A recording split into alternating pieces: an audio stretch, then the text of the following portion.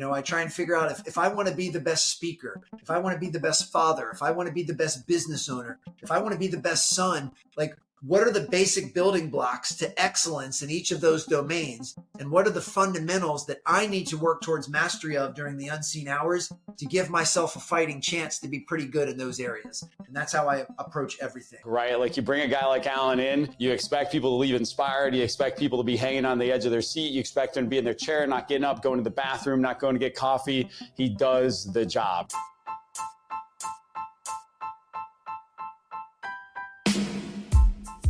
Welcome to Payrollin, the show where you will learn how to operate and grow your payroll business from the most dynamic minds in the business.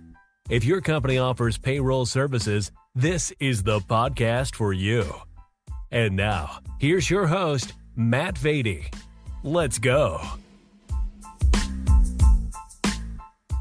Alan, you spent more than 15 years training some of the most elite athletes on the planet. Dudes like Kobe, Durant, Steph. At what point did you realize that some of the lessons you were teaching those guys applied in the business world and start to make that transition into business? I think I just started to organically and naturally notice that the stuff that I was preaching and teaching on the court and in the weight room, I was applying to other areas of my life. I mean, whether it was business or parenting or anything in between. So I don't even think there was an epiphanal moment. I just think I gradually just started to notice that. And when I decided to leave the basketball world to pursue corporate keynote speaking full time, that's when I really started to drill down on what are the principles that have the highest utility that would apply to anywhere in life. And that's one of the reasons I'm so passionate about what I do is the stuff that I get to preach and teach on stage and on page every single day. It applies everywhere. I mean, I use it in my life all of the time, which gives me even more confidence and optimism to share it when I'm working with groups. Yeah, it's funny the way there's that intersection of all facets of life. I remember one time we had a new hire. We were going through our core values and we got done. She was an intern. She was like 21 years old. And we got done with all the core values. And she's like, those are just like life principles. That's how I should live my life right there. And I was like, yeah, that's kind of how this works, right? I mean, work, play, family, faith, it all intertwines in those core principles and how we go about things, which is why I love the theme in your upcoming book, Next Play, where you talk about doing less but better. Talk to me about that concept, where that came from, and some of the core principles you talk about when you pull on that thread of less but better.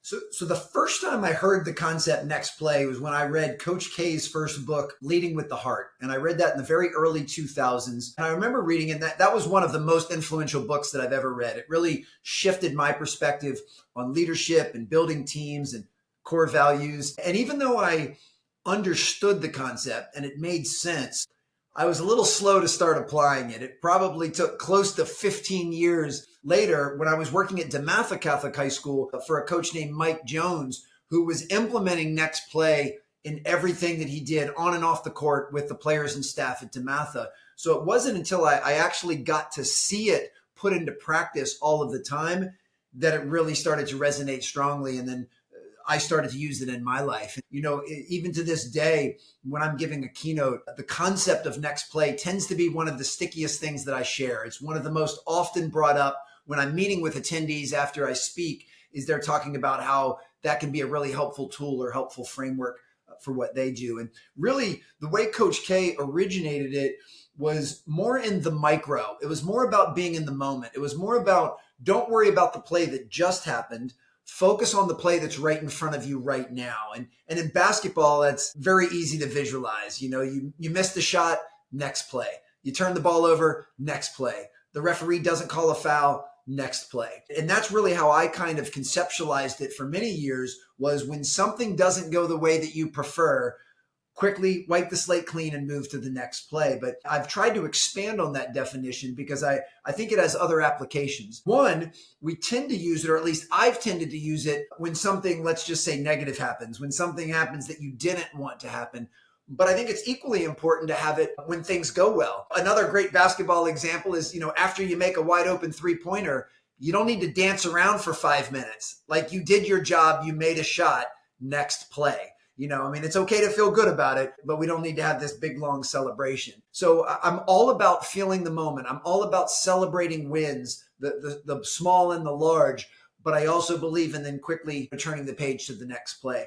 But the one area that I'm really fascinated with is looking at next play through a macro lens. And we all have different transitions in our lives. And you can even think, you transition from elementary school to middle school to high school, and many times high school to college. You go from being unemployed to having your first job. You go from being single to being married, or being married to then having kids. And then many times on the other end of that, case in point with myself, you go from being married to being divorced. Or you go from working in one industry or at one job to a transition to a completely different industry and a different job. So maybe you get let go. Maybe your company gets acquired.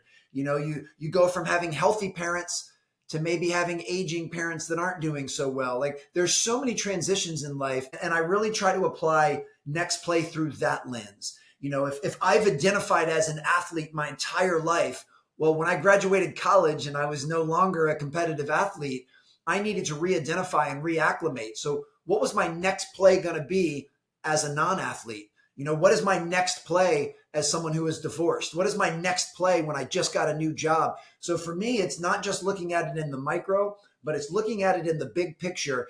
And how can I make sure that my next play is my best play? Man, I love that. And so much to unpack there. First and foremost, if you haven't read Coach K's book and you're listening to this, I highly suggest it. Fantastic book. And if you're not a Duke fan, I'm not. I actually grew up a Tar Heel fan, strangely enough, in upstate New York, and then eventually became a Syracuse fan, and now I'm a Gamecock. And so that's a messy bloodline there. But that is just such a tremendous book, and you'll gain such an amount of respect for his leadership and understand where all of his success comes from. Just, again, based on those simple principles that he follows as consistently and as disciplined as anybody who's ever done it. So really inspirational and great book there. Now, in my research on this, Alan, now you and I have met in the past, and we've had great conversations, and I've enjoyed getting to know you over the years. But I found that you actually had a fourth book I didn't know about youth sports, being a youth sports parent, right? And I'm in the throes of that right now. I'm a youth coach. I coach 12-year-old baseball. I coach some football. But one of the things I find myself that I get a little bit out of shape with is that I coach these kids. We call flush it.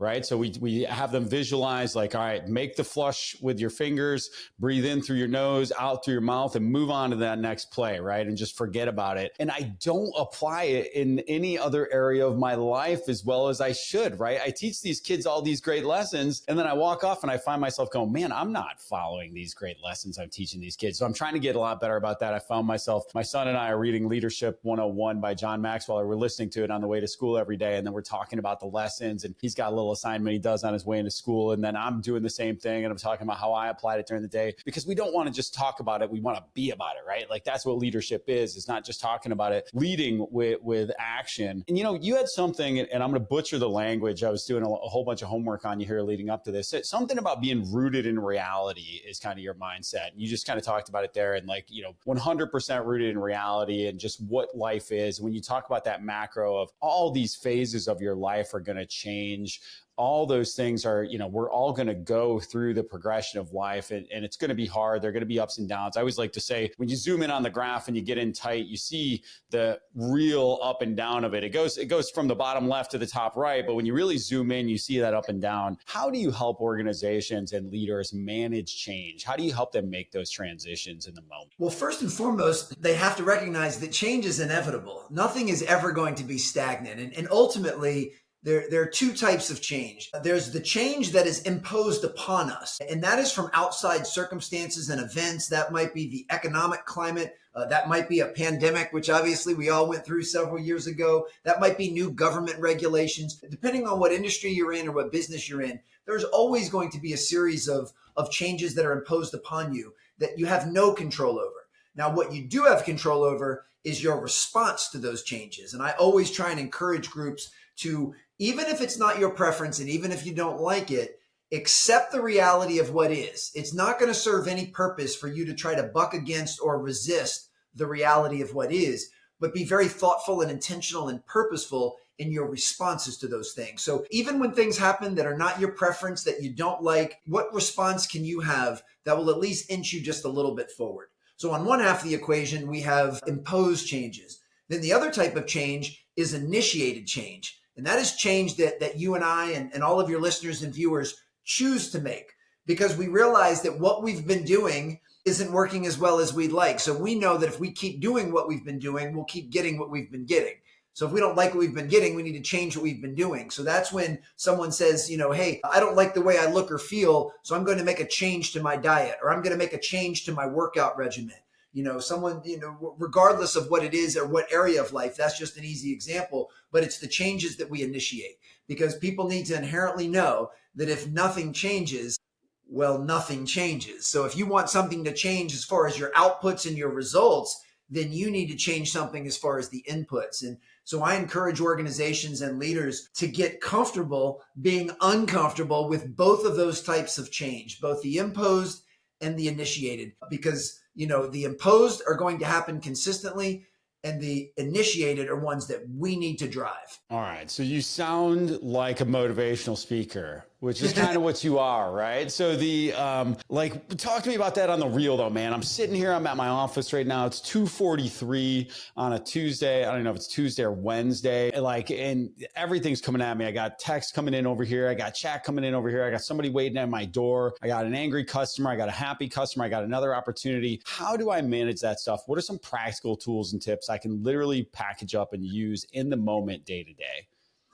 Well, the first thing, and this is all advice that I tell myself, because please know that every single thing that I share with you on stage and on page, I'm not coming from a place of mastery. This is all stuff that I'm still really working on. And everything that you just mentioned, I face those exact same type of challenges. Now, what I will say with a huge smile is I'm getting better at handling these things today than I've been at any other previous time in my life. So I'm very grateful and proud of the direction that I'm going, but I still slip up and I still find myself struggling as well. For me, it all starts with, we kind of touched on it a moment ago, is an acceptance of reality, an acceptance of what is, and then quickly shift to focus on what do I have control over? And I'm a big believer that really the only things we have control over are the effort we choose to give and the attitude we choose to have.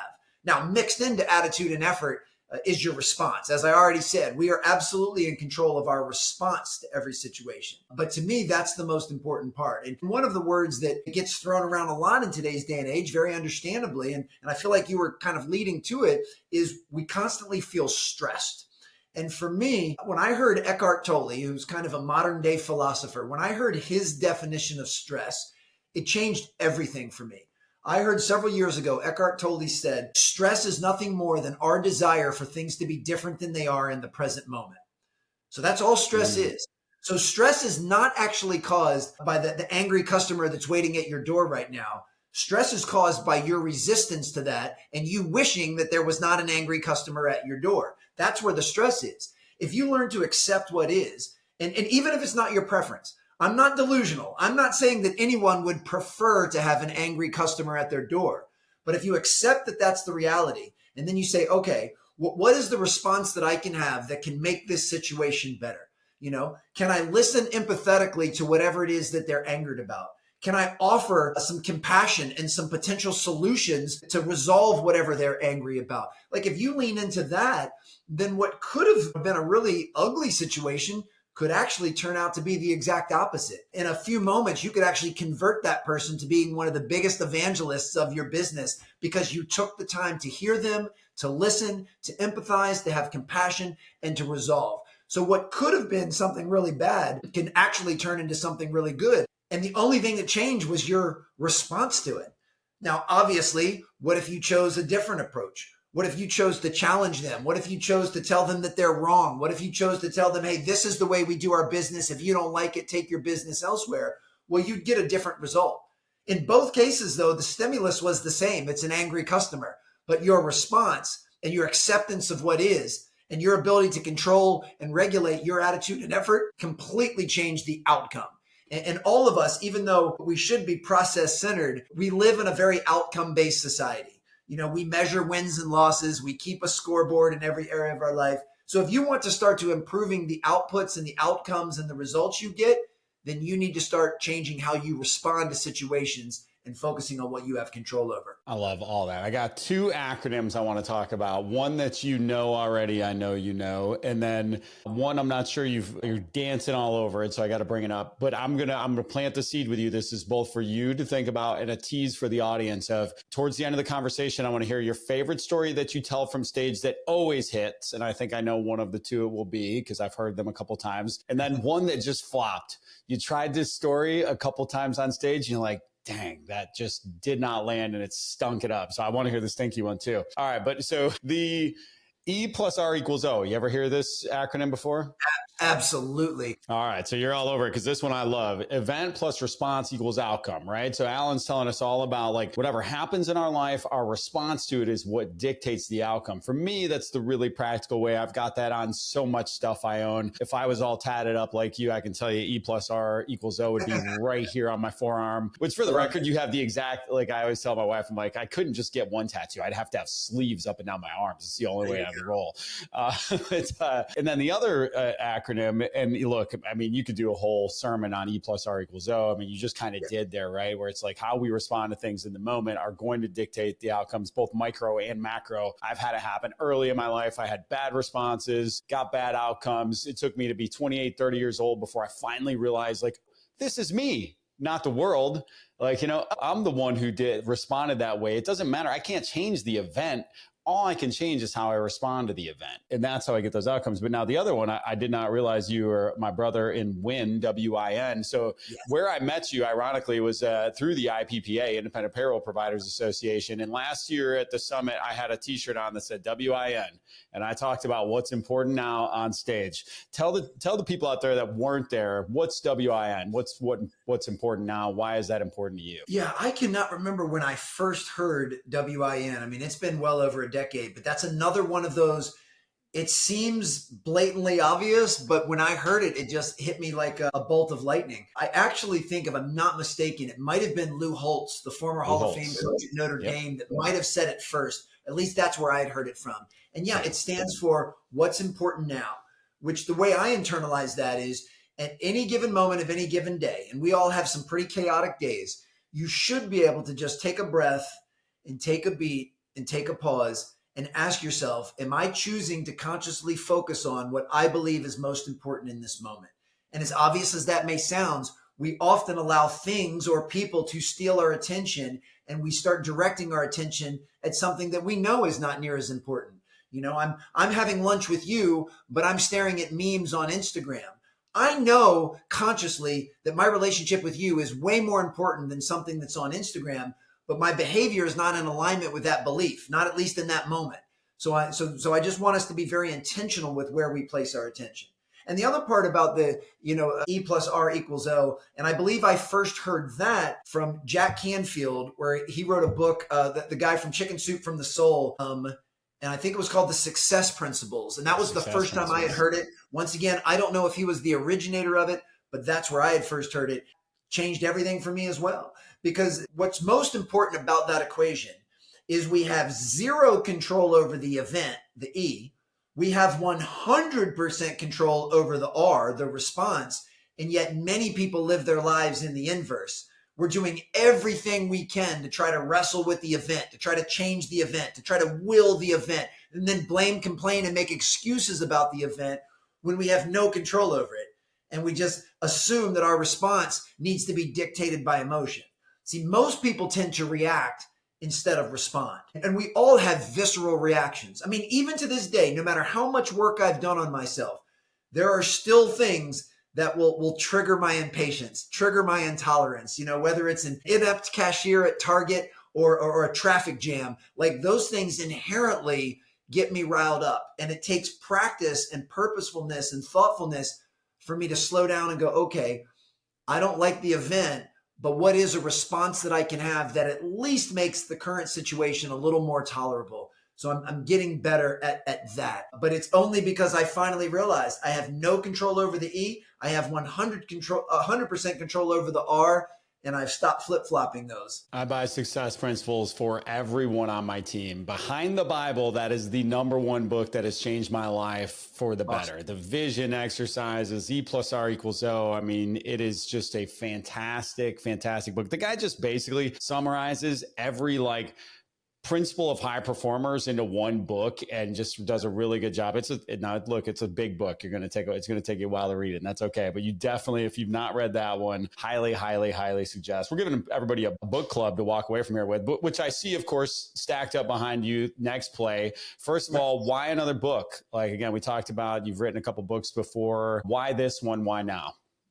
Well, what makes this book a little unique is, so my first two books, Raise Your Game and Sustain Your Game, were your traditional nonfiction books. They're 15 chapters, there's 75,000 words. And this book, I decided it's only about a third of the word count, a third of the page count. The physical size is actually smaller. I just wanted to take one concept and go really deep on that concept. My first two books were more of a collage on performance and leadership and culture, and came at it from different angles. And in fact, I referenced Next Play in both of my previous books, but I really wanted to lift up the hood and go to work on this. And the main reason for writing this one now is for two reasons. One, as I'm approaching almost a decade in the keynote speaking space, as I mentioned, Next Play tends to be one of the stickiest concepts that most people talk about. I get DMs and emails, and people come up after my talk and say, yeah, I need to apply Next Play, or I can't wait to share that with, my son or daughter who plays high school sports. So I realize that it's something that's piqued people's interest. But the other, and I know what an impact it's had in my life, but the other reason, as I mentioned before, now that I'm looking at it through a macro lens, and I say, all right, what are some of the upcoming transitions that I have in my life? Well, one that will be happening in the next several years is I'll be an empty nester. I have 3 teenage kids. I have 15-year-old twin sons and a 13-year-old daughter. And in a blink of an eye, all 3 of them will be 18, out of the house and grown.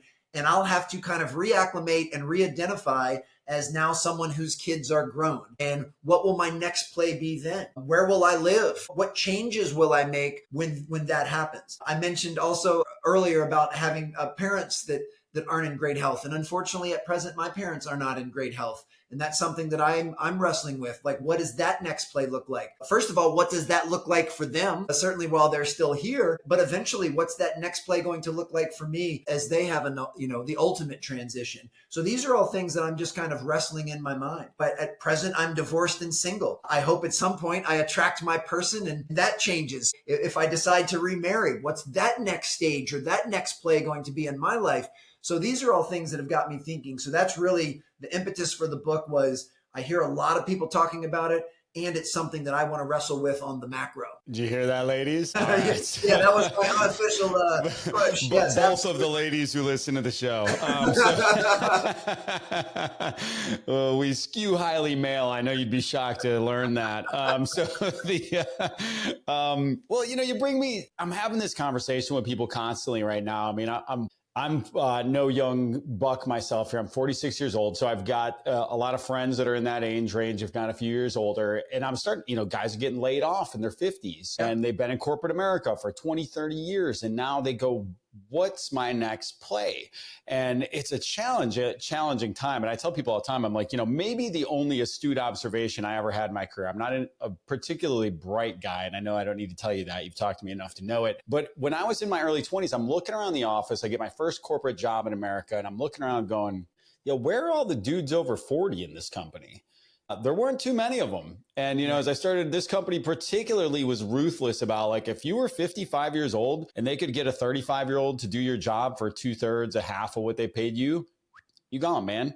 And then I was at a big Fortune 500 company in the 2008 through 2012 crisis. And guess what? All those dudes in their 50s and 60s who'd been working there for years and were making high 6 figures and been there a long time, big golden handcuffs. Well, those golden handcuffs can get released by the other side anytime. And so these guys were being left out in the lurch. And, a lot of people right now looking for what is my next play. And this is a cycle that's continued all throughout history of like, what does technology look like for me in my 50s if I'm trying to get back out there and learn AI now, if I'm somebody who's 55 years old, starting over, used to making a high income, and now I'm trying to figure out where do I fit next? Am I going to go into entrepreneurship? Am I going to go into consulting? Am I going to take a haircut on my wage and go out there? You've got decisions to make, but I'll tell you, if you're not there, right, you need to make sure that you're hedging your life for these things, because inevitably that next play is a coming, my friend. And that's why, listen, I'm bullish on entrepreneurship. I know it's not for everybody. Alan, obviously you've taken your career into your own hands and went out there on your own, which I think is a good segue. First of all, tell me, before I go into your speaking career, I want to know about your writing process.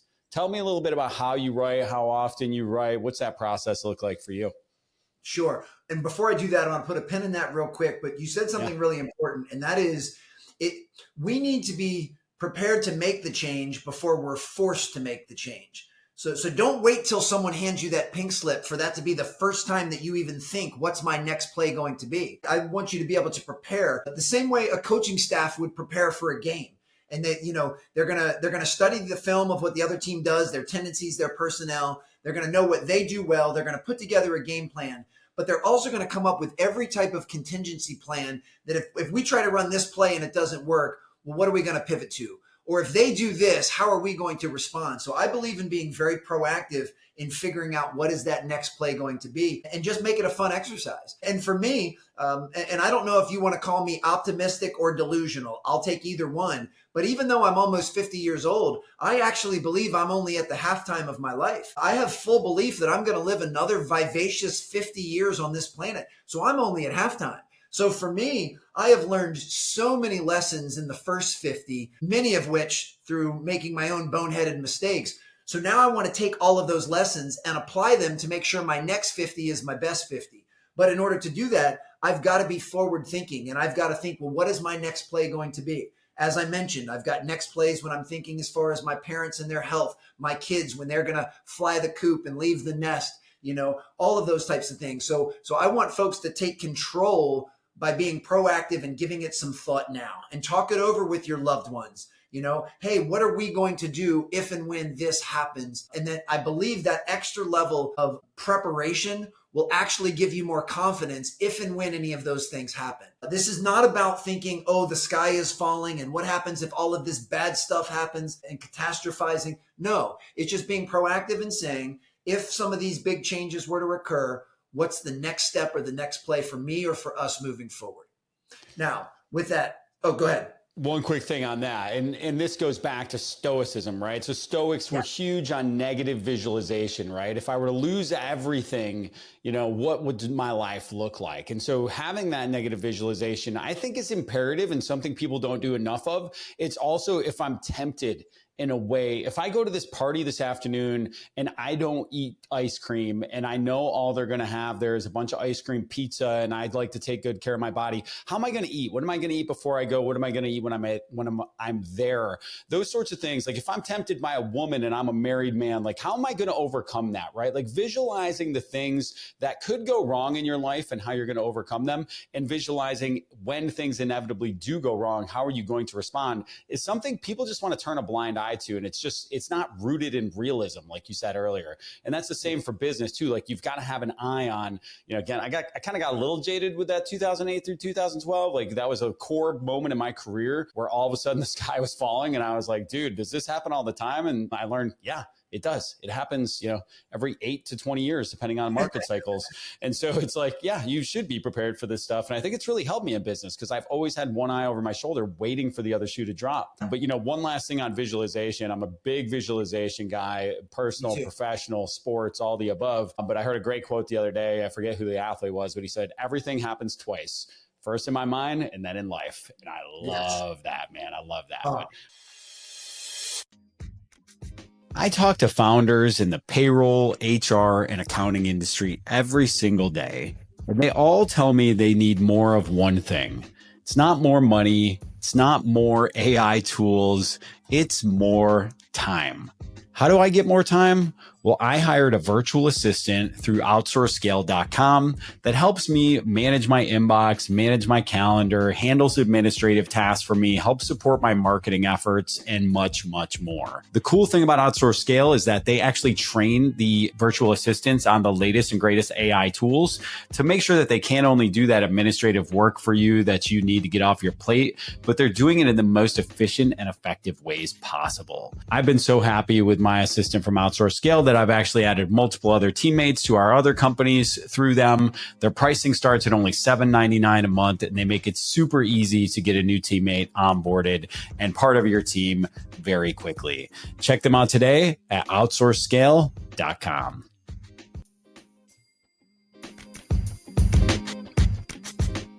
All right, now let's go on your writing process. Sorry, brother. So for me, for all three books, I've chosen to hire a co-author and what I would call a writing partner. And that's really stemmed from having the self-awareness of knowing what things I'm pretty good at and what things I'm not very good at and what things I don't love to do. For me, I do not enjoy the research process. So one of the main things that I hire a writing partner for is to do some research. The other thing is I like having someone help be an outside voice to offer different perspectives on ideas and concepts that I almost have blinders on because it's the way that I see it. So for example, a writing partner will say, hey, Alan, you keep saying the lesson from that story is this, but you realize there's also an alternative lesson, and they'll share that. And it's not anything that I'd even considered. Or it might be something where, Alan, you're sharing this story and you have it in chapter 12, but I actually think it's a better fit for chapter 3, and here's why. So really, they're a sounding board to help me get out of my own head and see blind spots that I know I have. And then lastly, I also love having a writing partner to help hold me accountable to what needs to be done and when it needs to be done. I'm pretty diligent about getting stuff done, and I'm a pretty organized guy. But when it comes to writing, I can have just a million different ideas, and I need someone to help me compartmentalize those. I need to just do the brain dump of saying, here's every story and every lesson that I can conceive of when it comes to next play, and someone to help me put some guardrails up and decide where that needs to go. So for me, I like being kind of the idea person, the concept person, the story person, the emotion person, and then I have someone else that can rein all of that in. And that's really my process. And I write when I'm feeling inspired. So, now, which is somewhat contradictory to other areas of my life, because I don't only work out when I feel like working out. Because then I'd hardly ever work out. I work out because I've made the disciplined decision to prioritize my physical well-being. But writing's a little bit different for me because I don't identify as being an author. I identify as being a coach who is also a speaker who has enough to say to put some of those words on page. So if I identified as an author, I would probably have a daily practice where I'm going to write for a couple hours every day, regardless of how I feel. For me, that's not how I operate. When I'm feeling inspired and I'm feeling the energy of next play, I'll sit down and go heads down and I'll type for a couple hours sometimes, but I might only do that once a week. But then the writing partner will say, all right, well, I need you to come up with a story about this, or I need to learn the lesson on this. And then when I'm given the specific task, I can actually work on that. So for me, that's just the process that's worked well. I also like to believe that if I'm growing at the rate I believe I should be growing and learning, then for me personally, about every 3 years, I feel like I should have enough to say that warrants writing a new book. Now, I'll never force a book. If I don't have something that I believe would be worth someone's time to read, I won't just package some garbage and put it out there. But that's a challenge that I make to myself. And if for any reason I wake up 3 years after next play comes out and I ain't got nothing new to say, then I'm going to look in the mirror and ask why I'm not growing or developing at the rate that I believe that I should. So I won't make any promises. You can almost count on that every 3 or 4 years, I'll be putting out a new book. And I love that rhythm. Wow, that's a really good thought process in terms of how quickly we should be growing, right? And there's the old phrase, if you're not growing, you're dying, right? It's a little cliche, but it's true, man. It's true. We should be looking to grow every single day. There's so few, I think it's about 29,000 days the average person lives. When you think about it in those terms of man, I just checked off one of 29,000. Was that worth it? Did I do something productive today? Did I make the most of my time here of that one of 29,000? That doesn't seem like a lot when you put it that way, man. But let me ask, the actual process though, are you type it into a Google Doc? Are you voice? Is this person interviewing you, the co-author? Take me a level deeper on that. It's a little bit of both. So I do have somewhat of a writing system and process for my social media content. So for me, I don't use any fancy apps, or I don't use any fancy programs. I'm a Microsoft Word guy, and then I have the notes section in my iPhone. And anytime I'm just navigating the world, if I see or hear something that sparks an idea that I think potentially could be a social media post that would add value to my following, then I'm going to take some notes in my phone. And I might write down a couple of words. I might write down, 3 or 4 sentences, whatever it may be. And then I have like this running list, and literally the title is just social media content of running stuff. And then at different times, sometimes it's while I'm sitting on a plane. Sometimes it's, I feel inspired while I'm on the couch watching Netflix. Sometimes I'm actually in my office, but then I'll take those concepts and I'll start to expand on them, and I'll start to write even more. Now, with the advent of OpenAI and ChatGPT, I use that as an assistance tool where I may say, I might type in some prompts to help facilitate the writing process, or I do it in the other way where I actually write a post and I feed it to ChatGPT and ask ChatGPT to tighten it up a little bit. Remove 15% of the fluff that's unnecessary to actually make this a sharper post. So I'm all about using AI as a supplemental tool. And the reason I say supplemental is I want to continue to do the work myself. I did not use AI to write one word of the book Next Play. And that was very purposeful and intentional, because it's not just about putting out a new book. It's about the man that I become through the process of writing the new book. To me, that's way more important than the book. If the goal was only to put out a book, I could put out a book a week using ChatGPT. I mean, I could literally say, hey, write 20,000 words about the concept of Next Play in the voice of Alan Stein Jr. and put it into 10 clean chapters, and it could do it like that. And funny enough, it'd probably be better than if I wrote it myself, but that's not the reason I'm doing it. I'm doing it because I want to become a better version of myself through the process.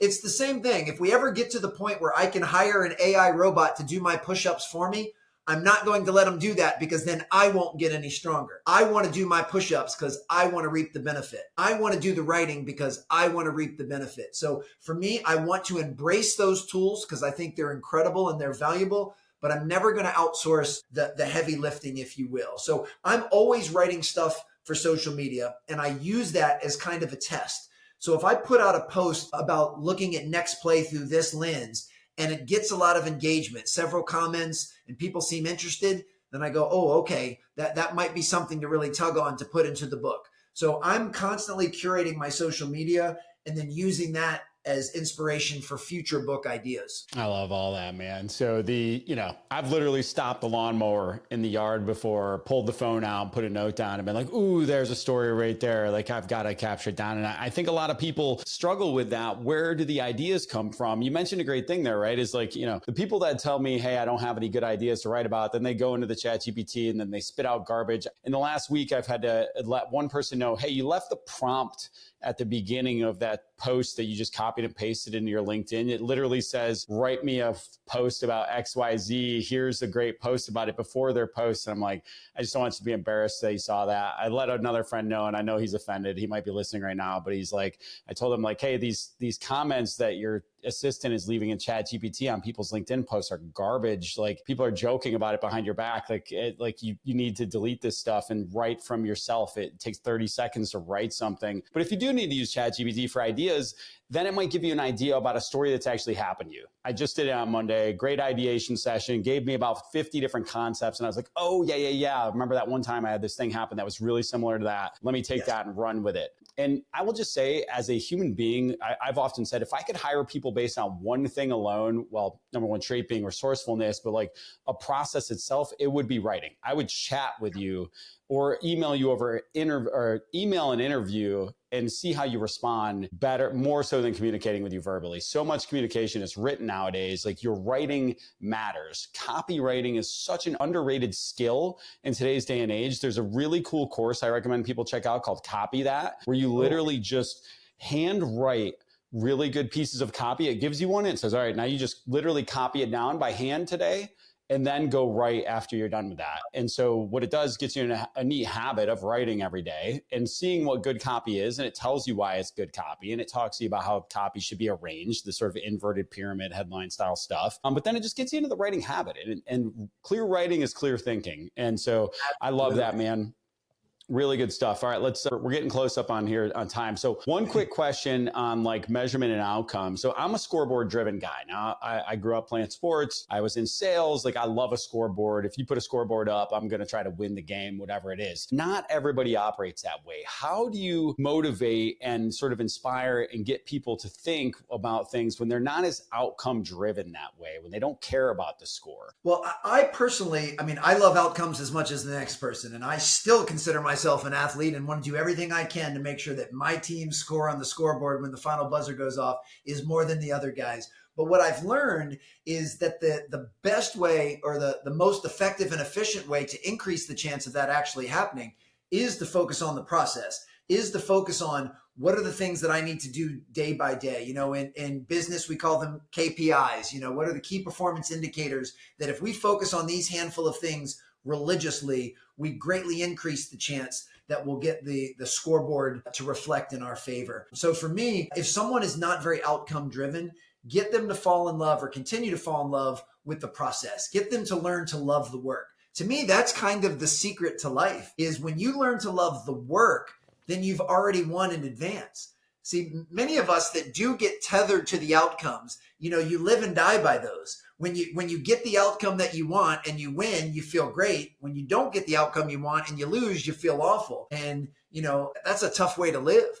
I made a post even earlier today, funny enough, about what basketball players need to learn how to do. And I say this with a smile and a wink for anyone that's listening just via audio.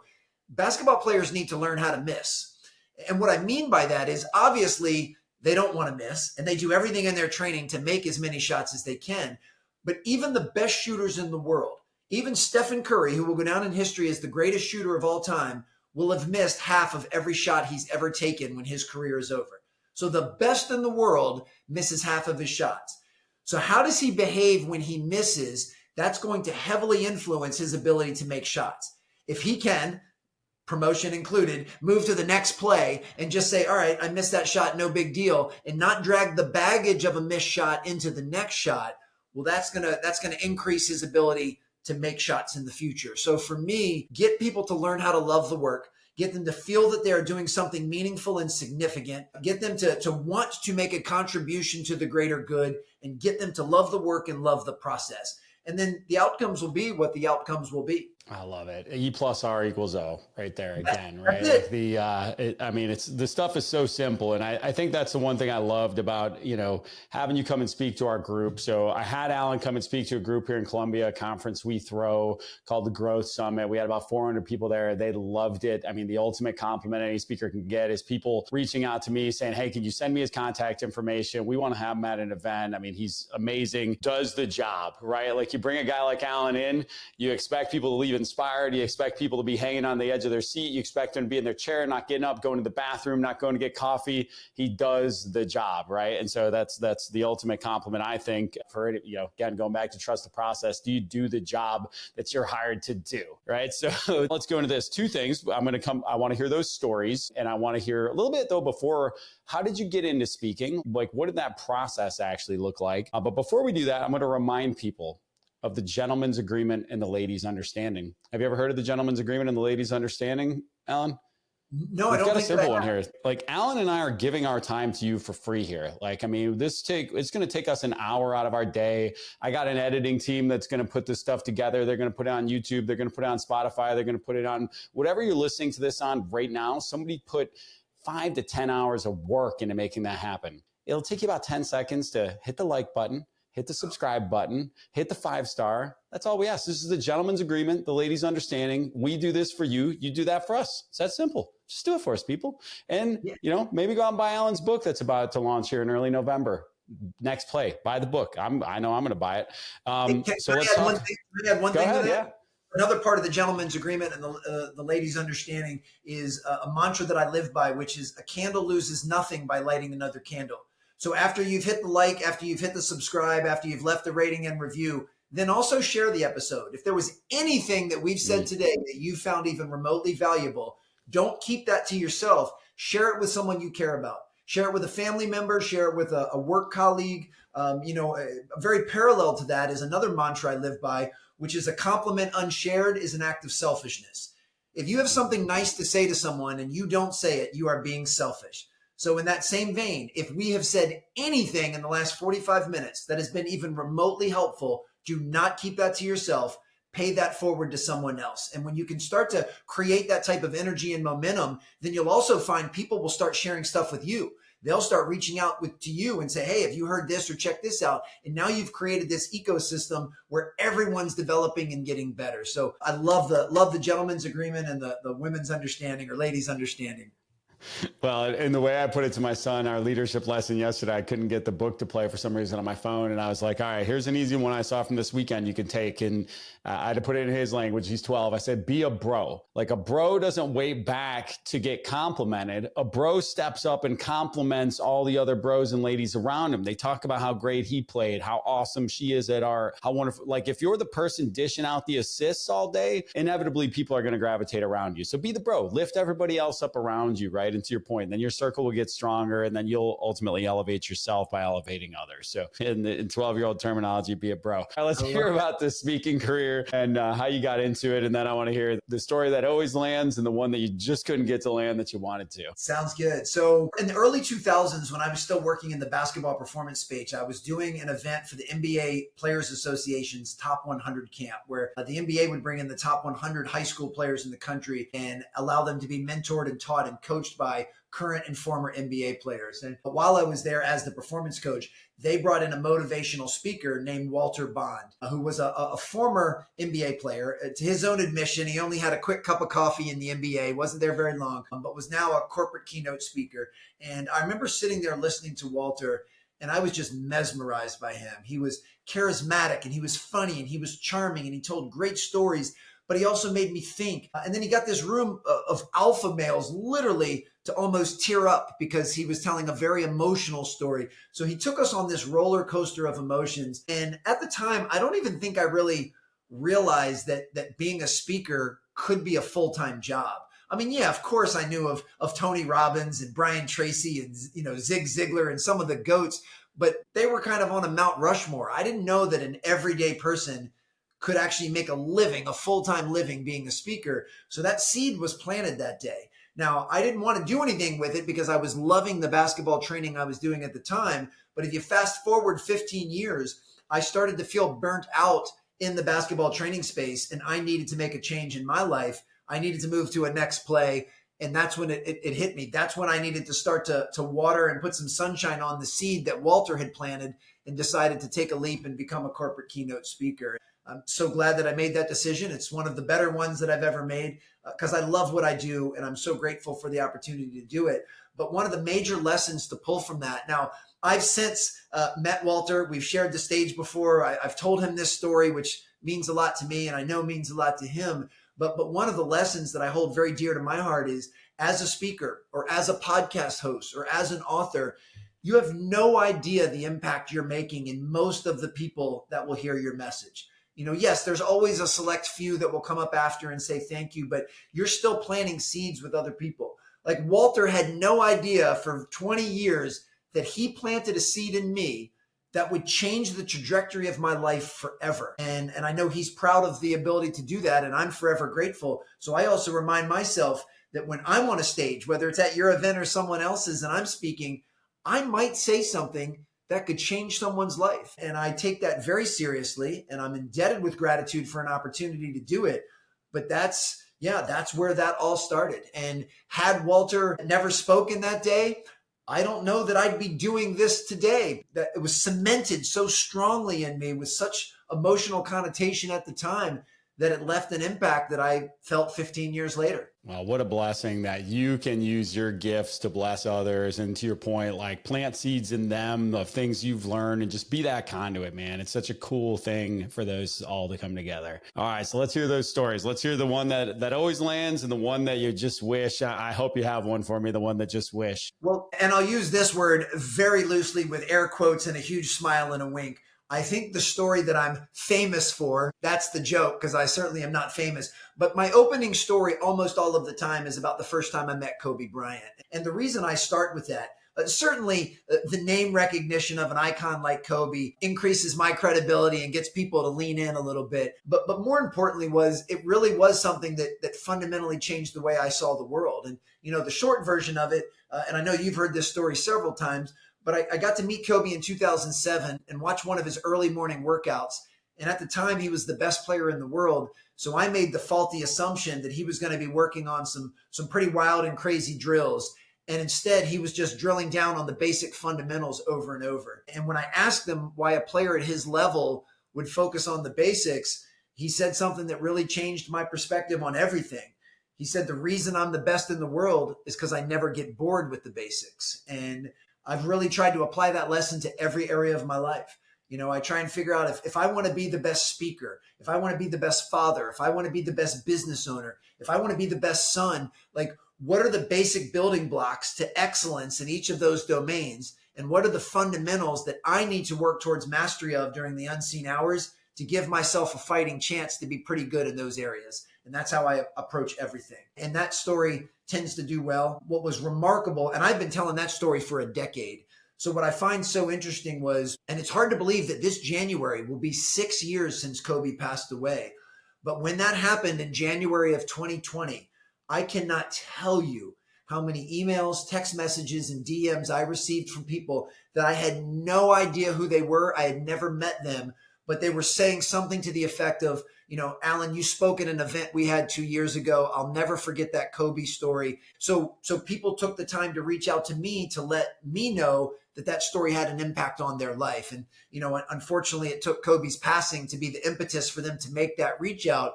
But that's when I knew that story certainly had some legs. And it's one of my favorites to tell, even though I've told it thousands of times.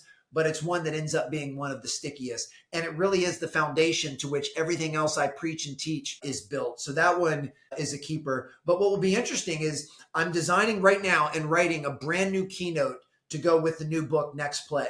And I have promised myself that it will be 60 minutes of brand new material. I am not bringing one syllable from my previous keynote into the new one. And I say that because I'm going to have to retire the Kobe Bryant story because it's not going to make it into the new one. Now, if someone hires me for the old talk, I'll still do it. But this new keynote is going to be all new material. And it's equal parts exciting and exhilarating, but also a little bit nerve-wracking for me to let go of my babies and to let go of stories that I've been telling for a decade and really put myself out there and have the courage to try stuff that's brand new. But I'm kind of excited for that. I'm excited to be a rookie again.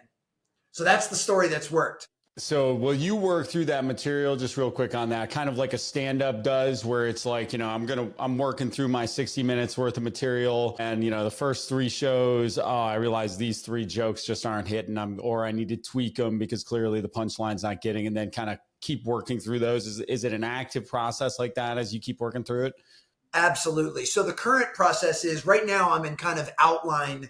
I've got an outline, a skeleton of what I believe, based on now 10 years of experience in the corporate speaking world, of what I believe will work and what's aligned with the book.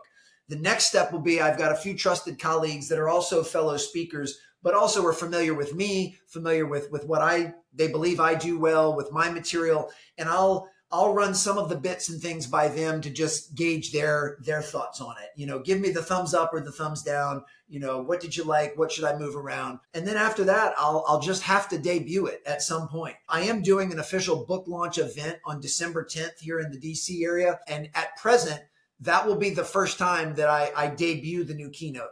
Now, if someone hires me to deliver it before December 10th, I'll certainly have it ready by then. But that'll probably be the first time that I'll do it. But yes, it'll be a very iterative process. I'll certainly film the entire thing and I'll go back and break it down and I'll combine how I actually felt when I was delivering it on stage and how I felt the audience responded.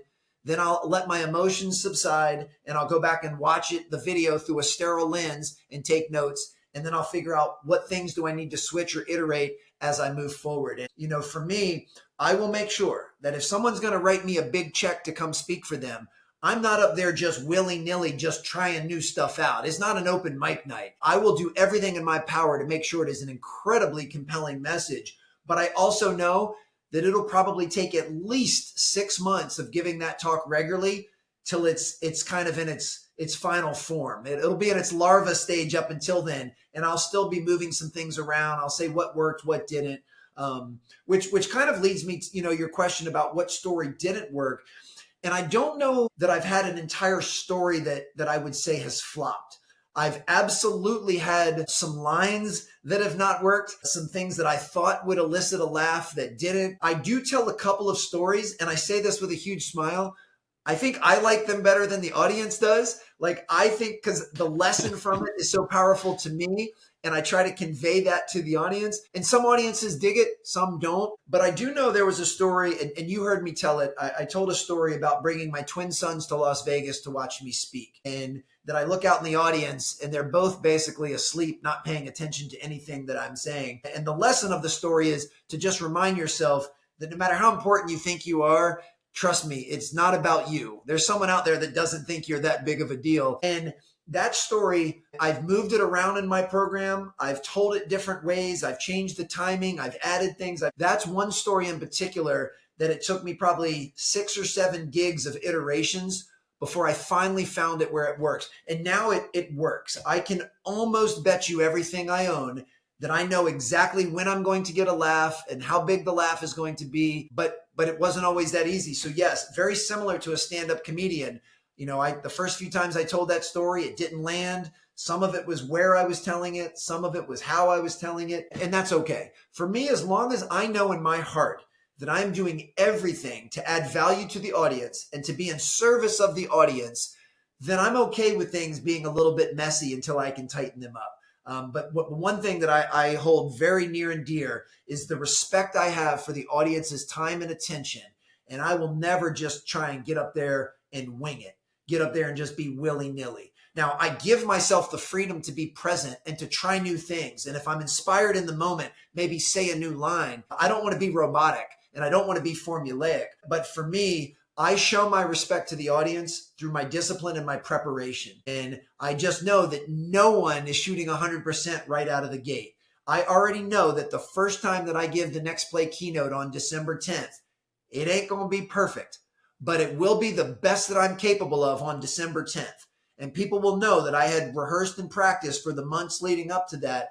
And that's what's most important. But if you see me on December 10th, and then you hire me on March 10th to give the talk to your company, it will have changed by then. And I can promise you that, but it will have changed for the better because I'll listen to the feedback. Love it. Nobody will ever be disappointed if they come and see you speak or if they hire you to speak. This much I know, brother. Well, thank you so much for your time. Everybody, make sure you follow Alan on LinkedIn and Twitter. Great follow, actionable nuggets every single day. Plus, you can follow his journey all around the world all the time. I'm always living vicariously through him on his flights, keeping up with his J's of the day. I always want to see what he's going to be wearing, the kicks he's going to be wearing. Dude, where it rocks. I don't even know how he's got the budget for all these awesome shoes, man. And yeah, just listen. Thanks again, Alan. Hey, everybody, ABV. I think one last acronym for you. Always be valuable. Thanks for tuning in with Alan and I today. Have a blessed day, y'all. Thank you.